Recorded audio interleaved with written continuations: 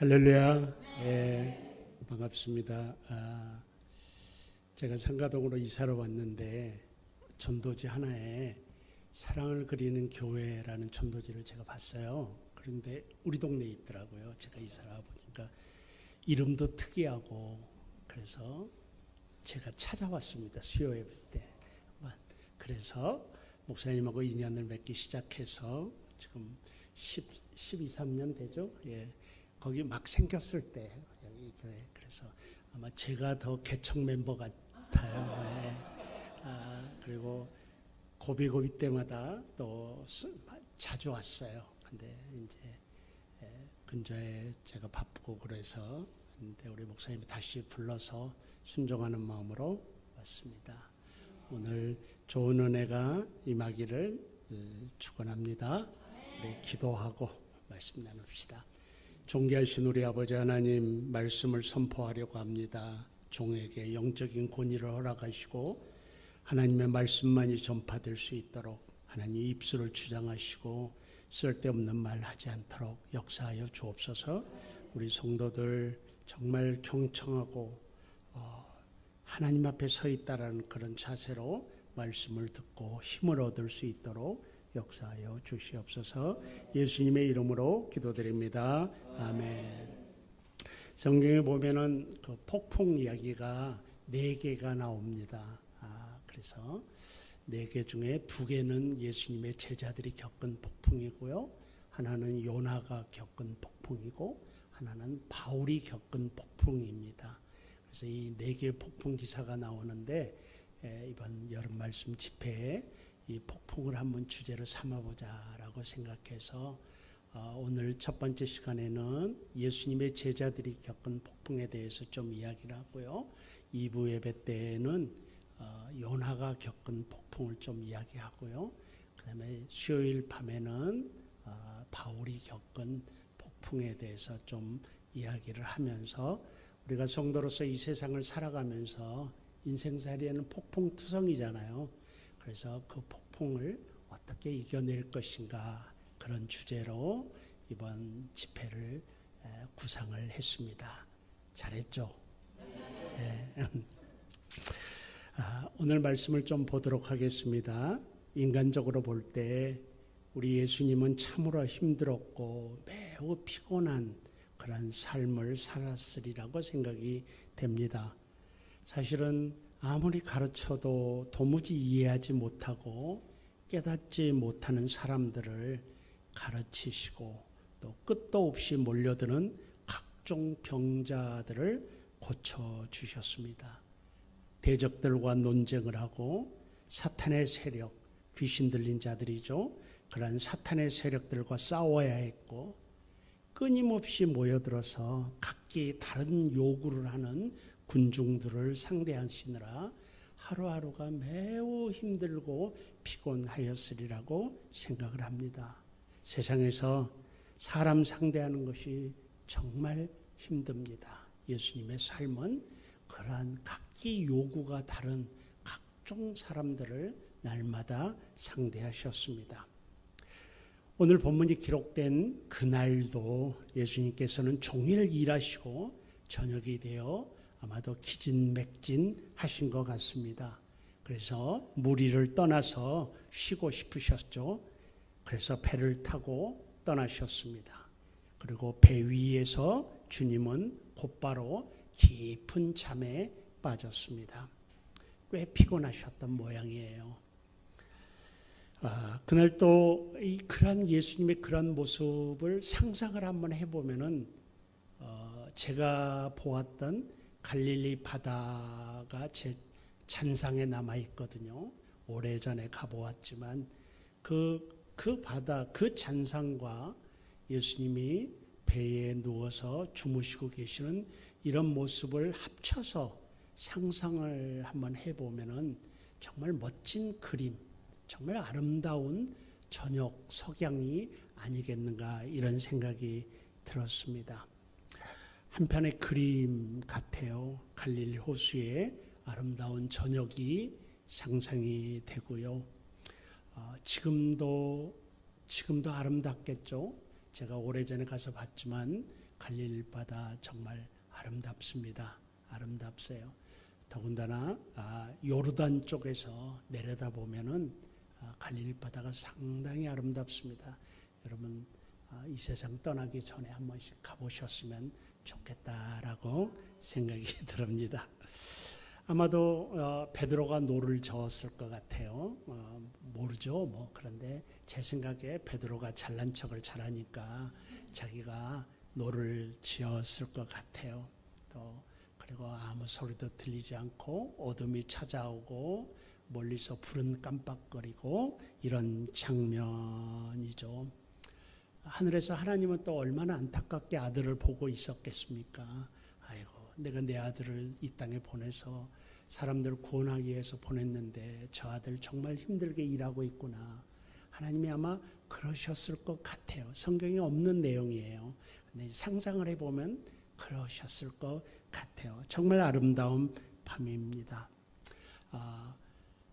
이 갈릴리 바다가 직경 10km거든요. 그러니까 건너편으로 가고 계시는 중이니까 한 10km 정도의 갈릴리 바다를 베드로가 노를 젓고 옆에 다른 제자들의 배도 있었으니까 무리를 이루어서 갈릴리 바다를 지금 항해를 하고 있는, 갈릴리 호수를 항해하고 있는 그런 아름다운 모습입니다. 그런데 갑자기 이제 문제가 생겼죠. 예고 없이 폭풍이 몰아친 것입니다. 예고 없이 갑자기 폭풍이 몰아쳤죠. 갈릴리 호수의 지형에 의해서 생겨난 폭풍입니다. 사실은 이 갈릴리 호수는 양쪽 동서 북쪽이 산입니다. 그리고 남쪽은 광야고요. 이렇게 되어 있거든요. 그러니까 산 가운데 있는 호수거든요. 이게 이런 호수입니다. 저녁 때가 되면은 남쪽에서 불어오는 뜨거운 바람과 북쪽 헬몬산은 항상 눈이 있는 산이거든요. 그러니까 북쪽에서 나오는 찬 공기가 이 협곡 속에 있는 갈릴리 바다, 갈릴리 호수 위에서 만나게 됩니다. 이게 밑에서 올라오는 팔레스타인의 그 뜨거운 바람과 북쪽에서 내려오는 그 찬 바람이 갈릴리 호수 위에서 만나게 되면은 이 뜨거운 공기와 차가운 공기가 만나게 되면은 이게 이제 요동이 치기 시작하는 것이죠. 저는 과학자가 아니라서 왜 그러는지 모르지만 과학자들이 그렇게 이야기를 합니다. 그래서 정말 갈릴리 호수에서 수십 미터 되는 폭풍까지도 일어나는 그런 사진들이 있습니다. 그냥 담수 호수인데, 호수도 크지 않는 호수인데 거기서 그 찬바람과 뜨거운 바람이 딱 가로막힌 갈릴리 호수 위에서 만나게 되면은 그게 폭풍으로 순식간에 바뀌어서 파도가 10m까지도 올라가는 그런 어마어마한 광풍과 폭풍이 일어난다라고 합니다. 이것이 갈릴리 호수에서 종종 있었던 그런 폭풍이라고 할 수 있습니다. 우리가 볼 수 있는 본문 24절을 보면은 바다에 큰 놀이 일어나 물결이 배에 덮이게 되었다라고 합니다. 똑같은 사건을 기록한 마가복음에서는 큰 광풍이 일어나며 물결이 부딪혀 배에 들어와 배에 가득하게 되었더라라고 말하고 있습니다. 큰 놀이라는 이 단어는 지진이 일어났을 때를 묘사하는 단어로 쓰이기도 합니다. 그러니까 어마어마한 폭풍이 불어닥쳤고 물결이 아주 그냥 넘치게 됐었고 그 물이 배 안으로 다 들어오는 그런 폭풍이 일어나게 된 것입니다. 그 상황이 얼마나 급작스럽고 심했던지 제자 중 몇 사람은 갈릴리 호수의 어부 출신이었음에도 불구하고 뱃사람으로 평생을 갈릴리 호수에서 살았음에도 불구하고 어찌할 대책을 찾을 수가 없었습니다. 결국 제자들은 주무시는 예수님을 깨웠습니다. 주여 구원하소서, 우리가 죽겠나이다. 이렇게 예수님을 깨웠습니다. 제자들의 다급한 목소리에 눈을 뜨신 예수님, 그리고 한마디 하셨습니다. 어찌하여 무서워하느냐, 믿음이 작은 자들아. 어찌하여 무서워하느냐, 믿음이 작은 자들아. 이러한 본문의 이야기를 통해서 오늘 우리에게 주어지는 영적 진리가 무엇인지를 살펴보도록 하겠습니다. 주님이 던지신 한마디가 있습니다. 어찌하여 무서워하느냐 믿음이 작은 자들아. 주님께서는 그 상황 속에서 제자들에게 믿음에 관하여 말씀하셨습니다. 먼저 제자들이 경험한 이 폭풍에 관해 한번 생각해 보십시다. 우리들은 다음과 같은 질문을 아마도 던질 수 있을 것입니다. 도대체 왜 예수님께서 타고 계신 배인데 폭풍이 몰아쳤을까? 이 생각을 한번 해볼 수 있습니다. 여기에 예수님이 계신데 여기에 폭풍이 몰아쳐. 이게 가능한가? 예수님께서 타고 계신데. 사실은 현실입니다. 예수님이 계셨는데 예수님이 타신 배인데 거기에 폭풍이 몰아쳤습니다. 우리는 그 원인을 정확히 알 수 없습니다. 하나님의 주권 속에 있다라고 밖에 말할 수 없습니다. 우리들이 예수 잘 믿고 신앙생활 잘하고 교회생활 잘하려고 하는데 왜 이렇게 어려운 일이? 하고 질문을 다 던질 수 있습니다. 정말 예수 안 믿는 저 사람은 저렇게 잘 되는데 날마다 예수 믿으려고 기도하고 신앙생활 애쓰는데 왜 나에게는 이렇게 어려운 폭풍이 몰아칠까? 질문을 던질 수밖에 없는 게 오늘 본문이라고 할 수 있습니다. 우리는 그 답을 알 수 없다라고 대답할 수밖에 없습니다. 하나님의 주권 속에 있다라고 밖에 말할 수 없습니다. 다만 결과적으로 분명한 것은 제자들에게 폭풍이 꼭 필요했다라는 것이죠. 결과적으로 봤을 때 우리는 이 사건의 결과를 알고 있습니다. 결과적으로 봤을 때 제자들 자신들은 왜 이런 일이 우리에게 닥쳤지라고 질문을 던졌지만 결과적으로 우리는 알고 있습니다. 제자들에게 그 폭풍이 반드시 필요했다라는 사실을 알 수 있습니다. 마찬가지가 우리에게 적용되지 않겠습니까? 여러분, 비록 제자들이 그 당시에는 깨닫지 못했지만 그들이 이 폭풍을 통해서 한 단계 더 성장할 수 있었고 이 폭풍을 통해서 사도로서 자격을 갖추어 갈 수 있었다는 것은 너무나도 분명한 사실입니다. 제자들이 폭풍을 통해서 배운 것이 무엇입니까? 그것은 다름 아닌 하나님의 능력입니다. 자기 백성을 보호하시는 하나님의 사랑입니다. 폭풍은 제자들의 영적 성숙을 위해서 꼭 필요했던 것입니다. 우리는 그 사실을 알고 있습니다. 우리에게도 적용할 수 있습니다. 사랑하는 우리 성도 여러분, 우리에게 부딪히는 인생의 폭풍은 하나님의 입장에서 보면 우리에게 반드시 필요한 것들이라고 여겨집니다. 그렇게 보셔야 할 것입니다. 육신적으로나 영적으로나 동일한 진리가 하나가 있습니다. 그것은 우리가 잘 알고 있는 것인데요. 어려움, 고난, 압박, 시험, 심지어 실패가 없이는 우리는 우리가 원하는 만큼 성장할 수 없다라는 사실입니다. 오늘 우리는 인생의 폭풍을 겪음으로 영육 간에 성장합니다. 고난을 통해 하나님을 만납니다. 고난을 통해 하나님을 체험합니다. 그러기에 성도의 삶에는 폭풍이 있습니다. 반드시 폭풍이 있습니다. 교회도 마찬가지입니다. 교회도 생명체이거든요. 교회도 큰 사명을 감당하기 위해서는 반드시 폭풍을 경험하게끔 되어 있습니다. 우리 사랑을 그는 교회도 역사를 제가 잘 아는데 좀 될만하면 한 번씩 폭풍이 거쳐서 여기까지 온 걸로 생각을 합니다. 예. 그렇죠. 왜? 사명 감당하기 위해서, 성장하기 위해서, 하나님의 뜻을 알기 위해서, 하나님을 더 배우기 위해서, 더 알기 위해서 우리에겐 항상 폭풍이 예비되어 있습니다.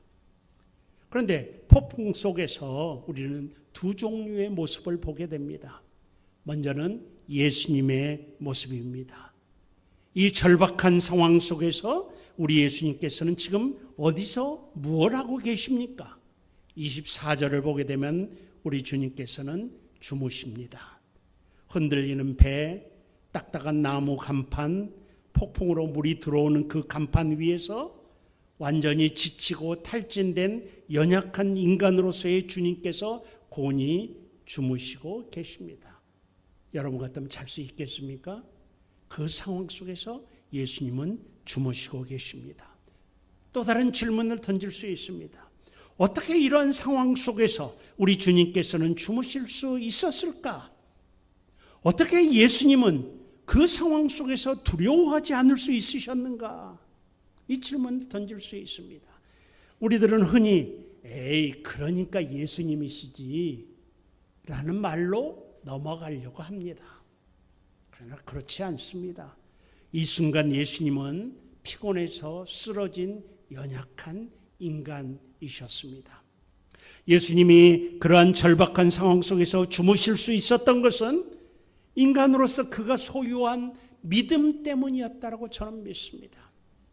그가 믿음이 있었기 때문입니다. 아버지 하나님에 대한 믿음이 있었기 때문입니다. 알고 계셨거든요. 내 사명이 끝나지 않았다는 것을. 그러면 아무리 폭풍이 요동쳐도 예수님 자신이 사명이 안 끝났기 때문에 죽지 않죠. 하나님이 계시는데 예수님은 이 믿음, 이 단순한 믿음을 갖고 계셨다고 저는 해석을 합니다. 그래서 그 예수님은 주무실 수 있었던 거예요. 그 상황 속에서 곤히 살 수 있었던 것이죠.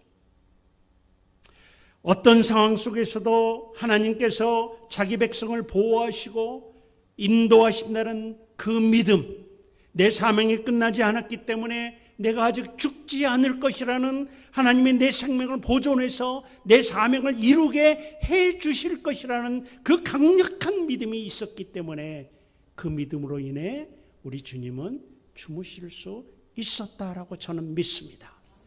반면에 제자들의 모습은 어떠합니까? 폭풍 속에서의 제자들의 모습은 한마디로 두려움에 가득 찬 모습이었습니다. 그들 역시 예수님만큼이나 피곤한 하루였을 터인데 예수님처럼 잠잘 수 없습니다. 잠자기는커녕 두려움에 떨고 있습니다. 아마도 그들은 그 난관을 돌파하기 위해 최대의 노력과 그들이 소유한 모든 지식을 동원했을 것입니다. 어부 출신이지 않습니까? 갈릴리 바다에서 자라지 않았습니까? 모든 동원과 지식을 다 동원했을 것입니다. 그러나 폭풍을 해결할 수 없었습니다. 결국 죽음의 순간에 도달한 것입니다. 그들은 두려워했습니다. 당황했습니다. 죽음을 겁냈습니다. 그들 옆에 주님이 계십니다. 그런데 제자들은 주님을 보는 대신 폭풍만 보고 두려워했던 것이죠. 그러게 주님은 그들을 믿음이 작은 자들, 다르게 말하면 믿음이 없는 자들이라고 꾸짖었던 것이죠. 그들이 만약 예수님에 대한 확실한 믿음이 있었다면 아마도 담담히 조용히 고요히 예수님처럼 초연할 수 있지 않았겠나 이런 생각이 들어요. 여러분 그거 멋지지 않아요? 폭풍 속에서 평정심을 유지하고 차분함을 보일 수 있는 그 모습 말이에요. 그게 가능한 이유가 뭡니까? 믿음. 우리 인생의 폭풍에서도 마찬가지입니다. 여러분의 삶 속에서도 마찬가지고 교회의 삶 속에서도 마찬가지고요. 믿음이 있으면은 멋진 모습을 보여줄 수 있습니다. 세상과 우리가 다른 게 뭐겠습니까? 폭풍 속에서 똑같이 호들갑 떤다고 한다면은 우리가 믿음 생활하는 이유가 뭐겠습니까? 세상 사람들이 두려워하는 데서 우리도 똑같이 두려워하고 세상 사람들이 난리 부르스를 치는데 우리들도 같이 그러면 우리가 믿음을 갖고 있는 이유가 뭐겠습니까? 근데 지금 제자들이 그러한 모습이었습니다. 주님을 믿으십시오. 우리 인생 속에서 바람과 바다가 우리 인생 속에 닥쳐올 때 주님을 믿는 믿음이 많았으면 좋겠습니다. 그래서 그 속에서도 정말 주님처럼 잠잘 수 있는 여러분과 제가 되면 얼마나 좋을까 생각합니다. 주님은 일어나셔서 제자들을 먼저 꾸짖은 다음에 두 번째로 바람과 바다를 꾸짖었습니다. 바람이 즉시 멈추고 바다가 즉시 잠잠해졌습니다. 여러분, 성경은 헬라어로 쓰여져 있거든요. 그리스어로. 그리스어의 시제는 상황을 잘 보여줍니다. 그 문법을 보게 되면은. 근데 즉시 멈췄다라는 거예요. 원래 바람이 불다가 멈출 때는 서서히 약해지지 않습니까? 그런데 그 세게 불었던 바람이 딱 멈췄다는 거예요. 시제가. 이건 자연적으로는 있을 수 없는 일이에요. 과학적으로는 있을 수 없는 현상이에요. 서서히 기압이 약해지면서 바람이 멈추게 되는 것이지 싹 불다 툭. 근데 이 본문은 그걸 말하고 있어요. 딱 멈췄다는 거예요. 순식간에 예수님의 말씀이 꾸짖자 말자 바람과 바다가 딱 멈췄다라는 거예요. 마치 거대한 손이 부는 바람을 막고 다른 한 손으로는 바다를 눌러 파도를 가라앉히는 것과 같은 일시에 온 세상이 잠잠해져 버렸습니다.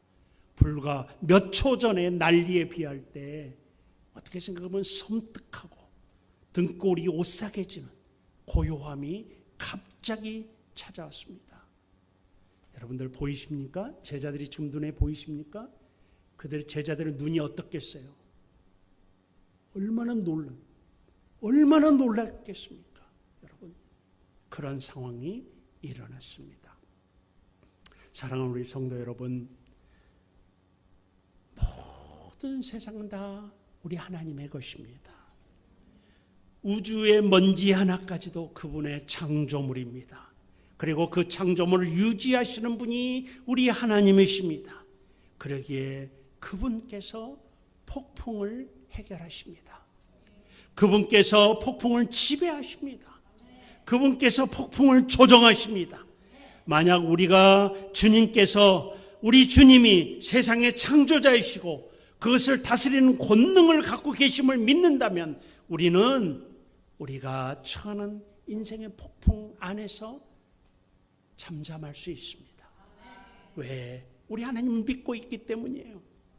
희망은 없어 보이고 폭풍은 몰아치고 배는 가라앉고 있는 그러한 환경에 있는 분이 지금도 계실 것입니다. 오늘 우리 중에 누군가는 인생의 폭풍 속에 있습니다. 오늘 우리 중에 누군가는 알지 못하는 삶에 대해 두려움 속에 있을 수 있습니다. 아마도 이곳에 계신 분 중에 누군가는 어쩌면 제가 잘 모르지만 특별한 해결책이 없는 말할 수 없는 문제에 대해 두려워하고 계실 수도 있습니다.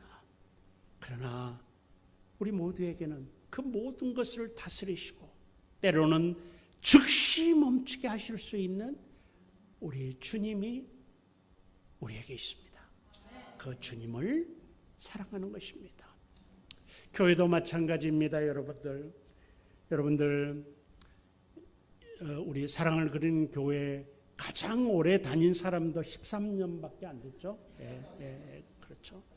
뭐 다른 교회 50년 동안 한 교회 섬겼다 이런 분들에 비하면 세 발의 피죠.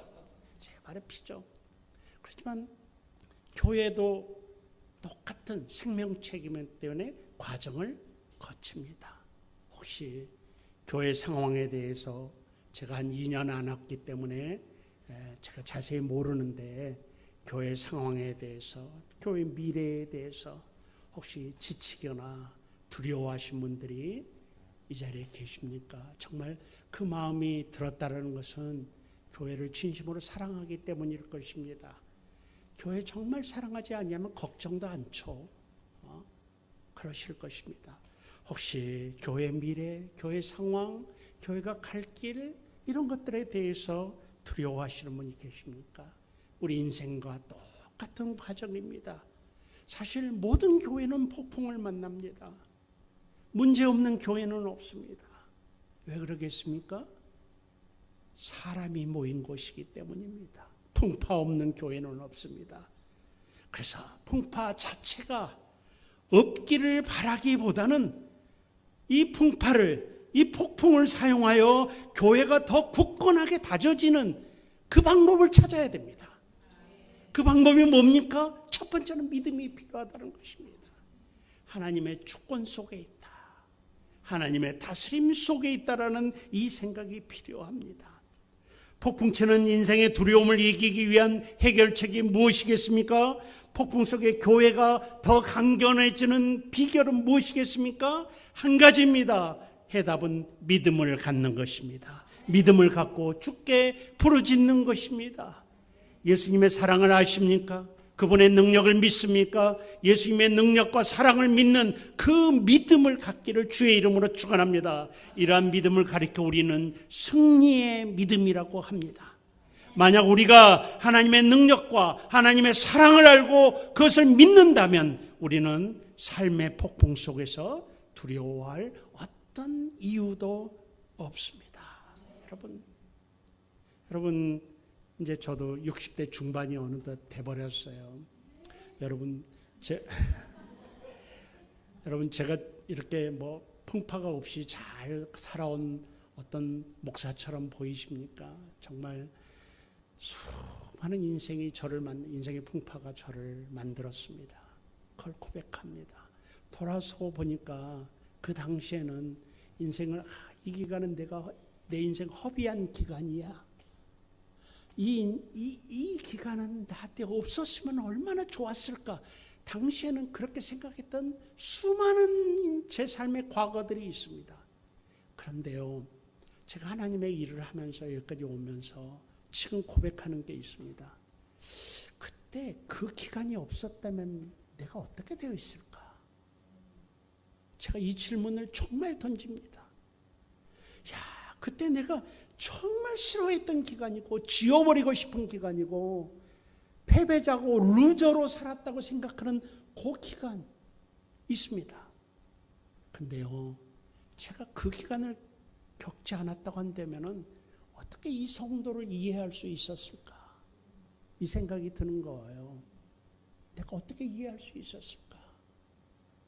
이론적으로는 충분히 이해하지만 정말 공감하면서 이해할 수는 없었을 것 같아요. 우리 인생에 아무것도 필요하지 않는 기간이 없습니다. 여러분들의 실패한 것까지, 고난까지, 모든 폭풍이 당시에는 힘들고 어렵지만 우리들은 돌아보면 주의 은혜입니다. 주님께서 함께 해주신 것이죠. 하나님께서 우리에게 주신 인생의 고난과 폭풍, 위험 해결하지 못할 게 없습니다. 우리에게는 오직 믿음만이 필요하다는 것입니다. 그런데 우리는 폭풍 속에서 너무나도 자주 두려워합니다. 나는 혼자다라는 잘못된 결론을 내리고 맙니다. 어떤 분들은 보게 되면 우리 교회는 안 돼 라고 말하곤 합니다. 정말 그런 분들이 의외로 있습니다. 그리고 교회를 떠나지도 않아요. 그러면서 우리 교회는 안 돼. 이런 분들이 많아요. 여러분. 심지어 하나님까지도 지금 내가 어떤 일을 겪고 있는지 모른다라고 투덜거립니다. 이 얼마나 믿음 없는 모습입니까? 성도 여러분, 하나님께서는 오늘 우리에게 부딪히는 모든 삶의 파도를 알고 계십니다. 하나님은 우리의 심장 박동수, 우리의 가쁜 숨소리, 마음속 깊이 숨어있는 생각, 우리의 감정, 심지어 우리도 기억 못하는 우리의 꿈까지도 알고 계십니다. 믿습니까? 주님은 제자들에게 믿음이 없는 자들이라고 책망하셨죠. 그 책망은 다음과 같은 말일 것입니다. 믿음이 적은 자들아 왜 두려워하느냐. 간단한 말이지만 이 말을 제 신앙에 의해서 해석을 한다고 하면은 제자들아 왜 왜 내 능력을 믿지 않느냐. 그동안 내가 너희들에게 내 능력을 충분히 보여주지 않았느냐. 그동안 너희들에 대한 나의 사랑을 충분히 경험하지 않았느냐. 나와 함께 있을 때 너희들은 언제나 안전하지 않았느냐? 내가 행한 수많은 기적을 보지 않았느냐? 제발 기억해라. 나는 너희를 도와줄 능력이 있다. 내가 너희를 너무나 사랑하기 때문에 너희를 도와주지 않을 수 없다. 만약 너희가 물에 빠져 그대로 죽는다 하더라도 너희가 천국 가는데 도대체 너희들이 두려워할 이유가 무엇이냐? 이 말일 거예요. 제 신앙으로 해석을 해보면 이 말일 거예요. 사랑하는 성도 여러분, 폭풍은 항상 우리에게 있습니다. 폭풍은 우리를 값지게 해줍니다. 교회에도 폭풍은 언제나 있습니다. 제가 목사로서 이야기를 하면은 정말 때로는 경제적으로도 힘들고요. 저도 개척교회를 오랫동안 했는데 경제적으로도 힘들고요. 또 정직하게 말하면 저 성도는 우리 교회에 없었으면 좋겠다 하는 그 사람 때문에도 힘들고요. 이로 말할 수 없습니다. 근데 인간적인 생각이에요. 그 사람 때문에 내가 깨어 있어요. 목사로서 기도해요. 고비고비를 넘어가는 게 정말 예술이에요. 내가 커요. 교회가 커요. 튼튼해져요. 이런 것입니다. 여러분, 폭풍 속에서 두려워하지 않는 믿음을 좀 더 갖는 여러분들이 되시기를 주의 이름으로 축원합니다. 말씀을 정리해 보겠습니다. 우리는 종종 하나님이 일하시는 방법에 대해 불평할 때가 있습니다. 하나님께서 쉽게 무언가 이루어지지 않게 해주실 때입니다. 정말 그런 기도 많이 합니다. 하나님, 내가 목사로서 이 일을 지금 제 부귀영화를 하고 있습니까? 하나님이 위한 일 아닙니까? 하나님의 일인데 왜 이렇게 안 되죠? 이 기도를 하나님께 이제 불만하는 거죠. 기도 시간에. 하나님, 정말 이거 하나님이 위한 일인데 좀 기도하는 대로 딱딱 되면 얼마나 좋아요. 왜 이렇게 어려워요? 한 가지 태도 어떻게 간신히 하나 이루어내고, 참 그런 과정이에요. 기도하는 대로 척척 이루어지고 기도하는 대로 상황을 만들어 주시면 얼마나 좋겠습니까? 우리들이 자녀라고 하면서 왜 그렇게 안 됩니까? 오히려 폭풍이 몰아치고 있습니까? 삶에 있어서 무엇이나 좀 풍족하고 잘 되게 해주시면 얼마나 좋겠습니까? 그런데 보통은 몸부림치는 기도와 힘들게 노력하는 과정, 빠듯한 삶, 긴장과 두려움의 과정을 거치게 하십니다. 때로는 이해할 수 없습니다. 그러다가 예수님 생각하죠. 그러다 예수님 생각합니다. 예수님께서는 하나님의 아들이셨는데 이 땅에서 배신과 핍박과 문제를 해결하기 위해 기도하셔야 하는 과정을 거쳤습니다. 그냥 창조주의 능력으로 모든 것을 일시에 이루실 수도 있었는데, 말씀 한마디로 목적하는 바를 이룰 수 있었던데, 사람들의 마음을 얼마든지 변화시킬 수 있었음에도 우리 예수님은 인간이 부딪히는 모든 과정을 그대로 거치면서 사셨습니다. 내린 결론이 있습니다. 그것이 이 땅에서 인간 세계를 섭리하시는 하나님의 방법이로구나 라는 것입니다. 여러분, 모든 것이 기도대로 이루어지면 좋겠죠. 근데 분명한 결론이 하나 있습니다. 타락입니다. 타락입니다.